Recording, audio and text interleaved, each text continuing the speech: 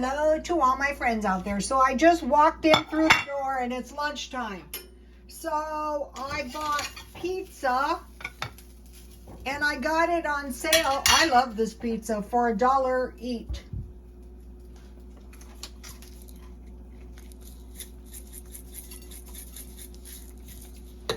So my pizza for today was 25 cents. Normally it's only 50 cents, but at this super duper deal. So then I have some of this grated cheese topping. So this is my lunch. I love this stuff. And it's the thin crust, so it's not too many calories.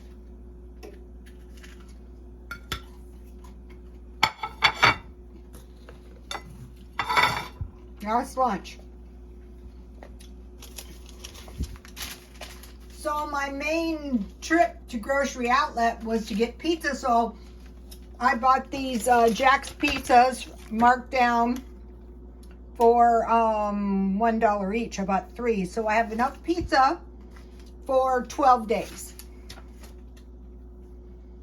I still have deviled ham. Today I wanted to stockpile deviled ham, but they didn't have the small cans. Okay, so I was in there and I looked around at their specials and I found this no-bake cookie dough for 17 cents, expired, but I thought, who cares, it's still gonna be good. Then I bought this cereal for 25 cents. Expires February 2022. I go, it's still good. It's okay. Then I bought 2 of these Kool-Aids, 2 for $1. So that was a good deal. Then I bought 2 of these packages of cheese, and they expire on May 27th, 2022. But that doesn't really matter. I got them for $1.99. That doesn't really matter because I throw them straight into the freezer with the pizzas. So I spent $8.47 and I saved $24.69. So that was a pretty good deal. But if it wasn't something that I normally wanted to eat, I wouldn't buy it. But I normally want to eat pizza for lunch. And so what I'm doing, I was going to call the stockpiling off, but I thought, no, that is not smart. The Christians are always going, the book of Revelations, Gog and Magog, who could that possibly be? So, you know, we want to, that's a war that's supposed to take place. But another thing that is supposed to happen is that we're supposed to see the wage would just barely pay for your day's food. Well, there's a lot of people, if you're living paycheck to paycheck, so, you know, these things might happen. So we're just watching, we're just being careful, you know. We're preparing for a famine. We're preparing for a depression or war. So I decided to buy some extra canned food. Now out here, people are not panicking and hoarding yet. So I bought these corn. I bought this corn because they're saying, you know, the corn crop might be tiny.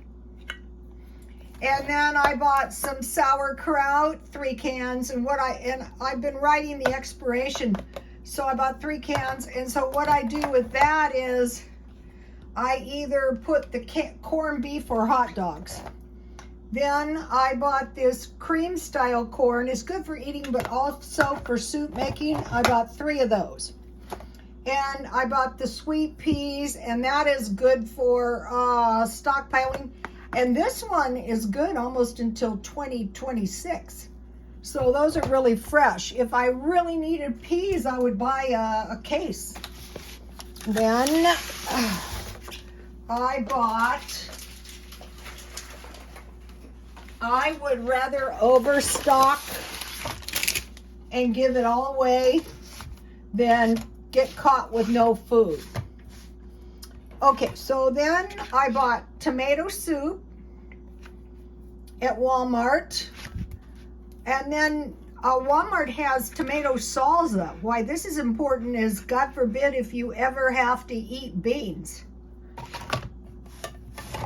And then I bought stewed tomatoes because you want to store tomatoes.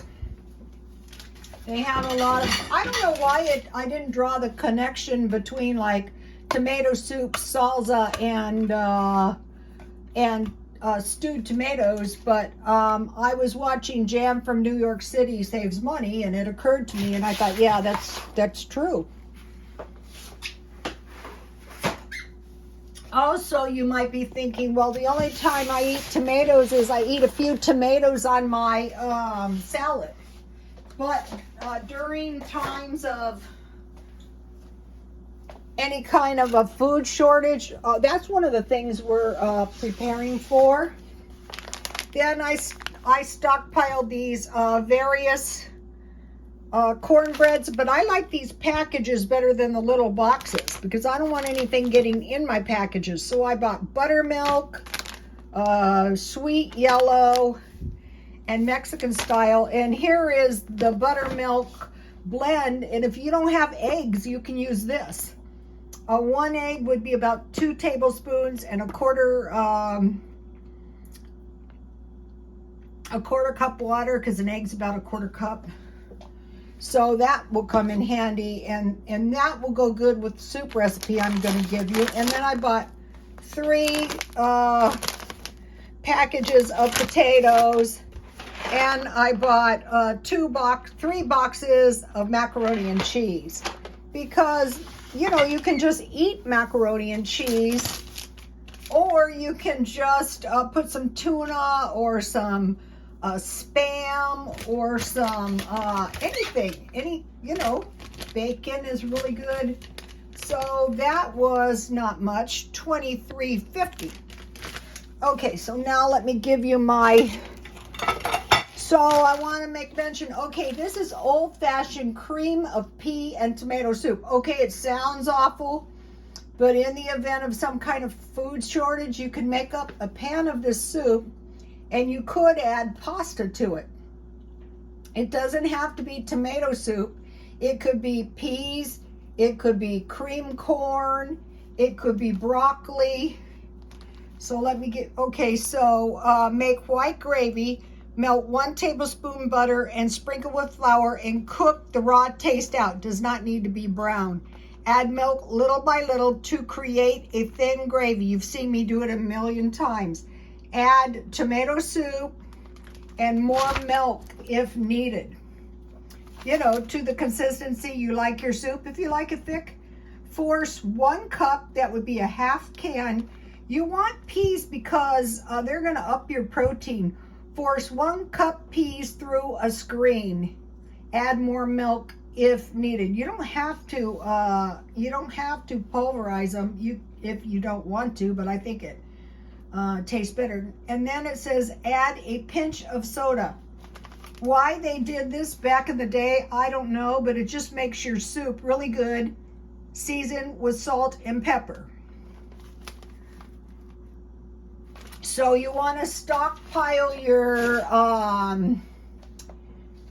cans because nothing's going to happen. Just be careful putting a lot of heavy cans on your flip tops.